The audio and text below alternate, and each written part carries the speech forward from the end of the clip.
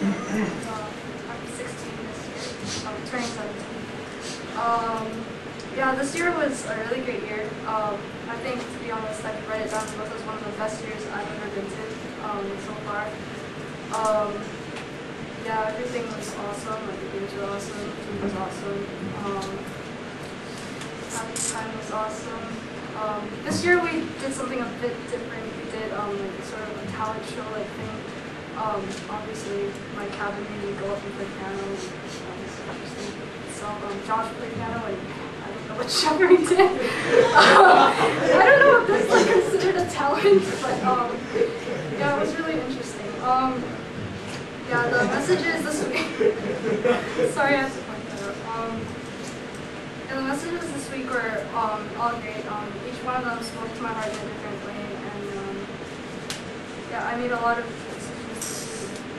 The messages that spoke to me the most, the first one was she did what she could, talking about the woman in the Bible that gave the Lord the alabaster box from the wedding, and that was the most valuable thing that she had.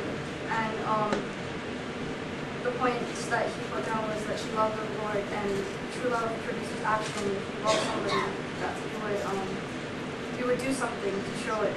And she also served the Lord, that she served him with a glad heart, not grudgingly.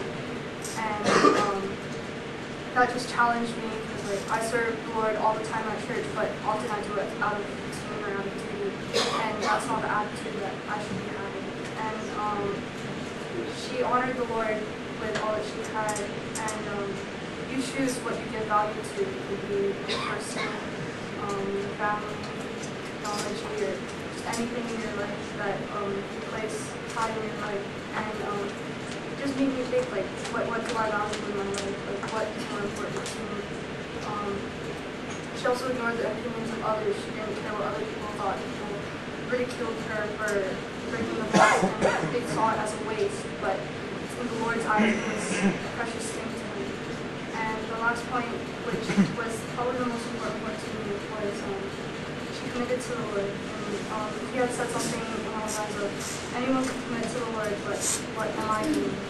And this week I had been struggling with a decision.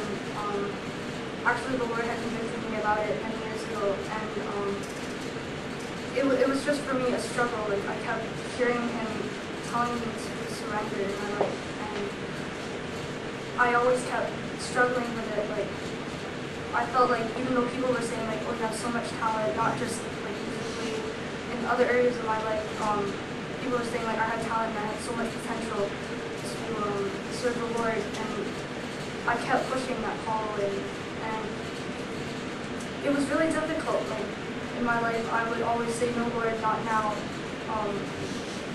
But this week, I decided to stop fighting the call, and I surrendered my life to the Lord.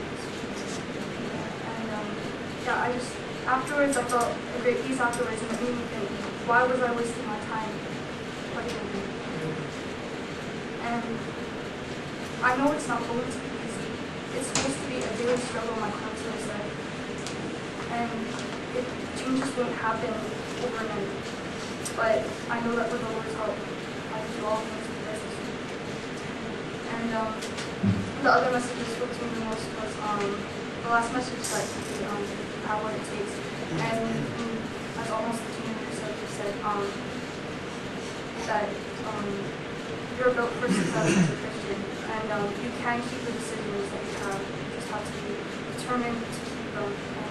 And that really spoke to me, because often when I go to like camp or like youth conferences and stuff like that, I also have a hard time making decisions, even though I'm in a Christian home. I'm homeschooled. I'm not in influences that most teenagers nowadays are in, and I still have a difficult time keeping those decisions.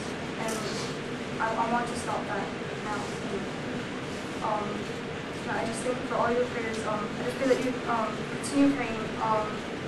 Decisions aren't always easy to keep as teenagers,